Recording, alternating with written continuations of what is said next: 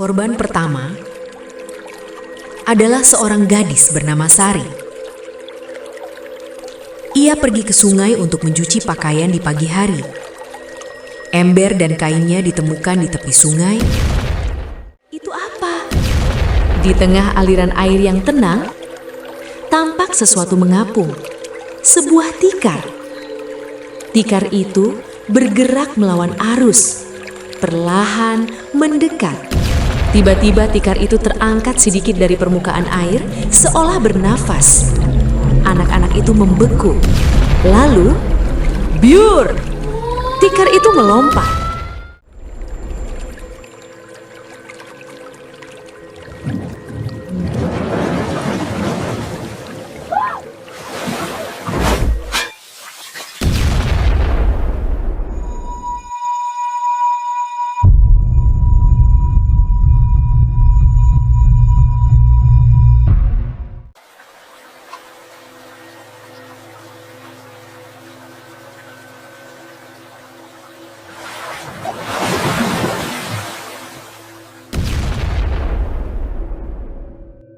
Di sebuah pelosok desa terpencil di Sukabumi, tersembunyi sebuah sungai yang airnya begitu jernih hingga dasar bebatuan terlihat jelas. Warga menyebutnya Cai Paninggaran. Airnya dingin, segar, dan konon membawa ketenangan. Tapi hanya bagi mereka yang tidak tahu rahasia kelamnya. Sudah lama warga berbisik tentang sesuatu yang menghuni sungai itu, sesuatu yang tidak terlihat. Sampai terlambat. Teror dimulai tanpa tanda. Korban pertama adalah seorang gadis bernama Sari. Ia pergi ke sungai untuk mencuci pakaian di pagi hari. Ember dan kainnya ditemukan di tepi sungai,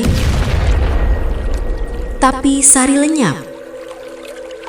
Tidak ada jejak, tidak ada darah, hanya air yang tetap jernih, terlalu jernih, seolah tidak pernah terjadi apa-apa.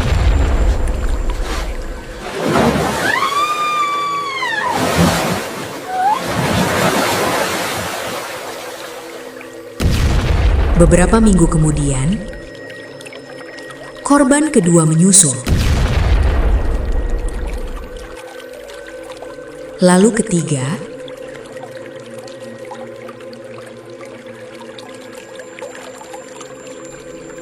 keempat,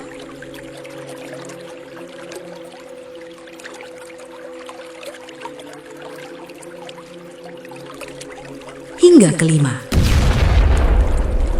Semua korban adalah perempuan, gadis, dan janda desa. Dan semua hilang di tempat yang sama. Warga akhirnya menyebut makhluk itu Lulung Samak, sebuah tikar tua, lusuh, berlumut, yang bisa bergerak sendiri di dalam air.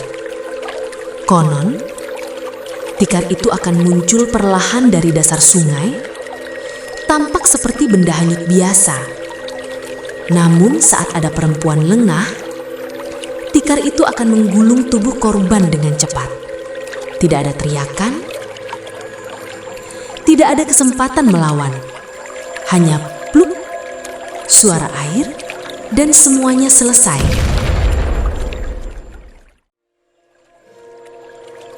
Suatu sore, sekelompok anak-anak bermain di tepi sungai.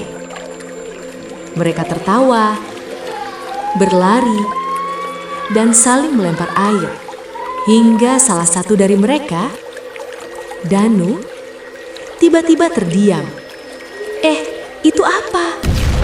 Di tengah aliran air yang tenang, tampak sesuatu mengapung, sebuah tikar. Tikar itu bergerak melawan arus, perlahan mendekat.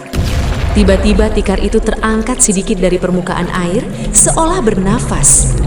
Anak-anak itu membeku. Lalu, biur! Tikar itu melompat. Mereka menjerit histeris dan berlari sekuat tenaga meninggalkan sungai. Sejak hari itu, tidak ada anak yang berani mendekat lagi.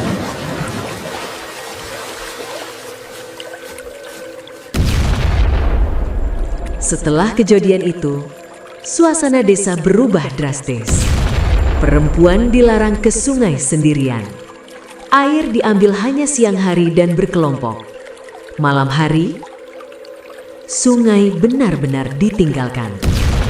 Namun, teror belum berhenti. Suatu malam, seorang janda bernama Ningsih nekat pergi mengambil air karena kehabisan.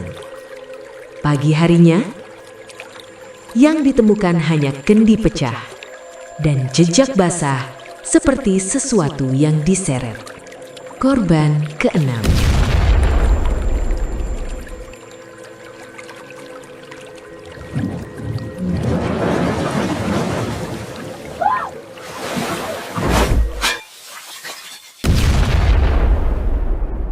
Ketakutan warga akhirnya memanggil seorang ustadz muda dari luar desa.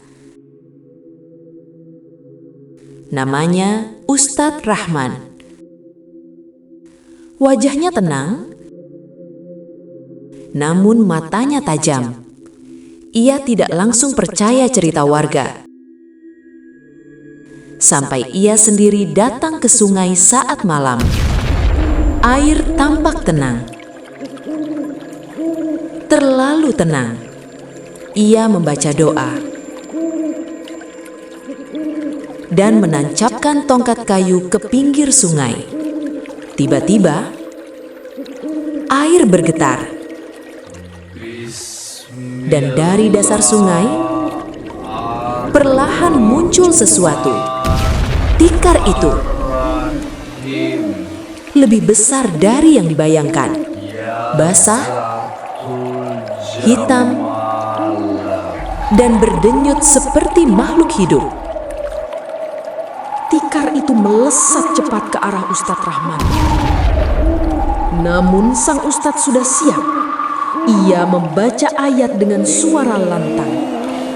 Angin berhembus kencang, air sungai bergolak. Tikar itu mencoba menggulungnya. Berputar seperti ular raksasa. Namun setiap kali mendekat, tikar itu seperti terbakar oleh doa. Tiba-tiba terdengar suara cerita. Bukan dari manusia, tapi dari dalam tikar itu sendiri. Seolah ada banyak roh yang terperangkap di dalamnya. Ustadz Rahman mengambil minyak doa dan menyiramkannya ke permukaan sungai. Ia membaca ayat terakhir dengan suara menggema. Dengan izin Tuhan, kembalilah ke asalmu. Tikar itu menggeliat hebat. Air mendidih.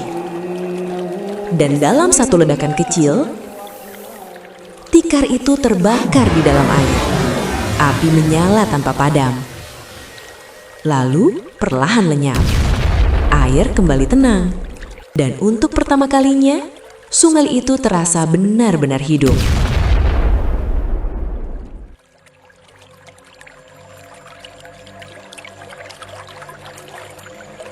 Sejak malam itu, tidak ada lagi korban. Sungai kembali digunakan.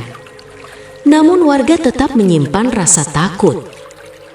Karena sebelum tikar itu hancur, beberapa warga mengaku melihat bayangan perempuan di dalamnya. Seolah mereka tidak sepenuhnya pergi.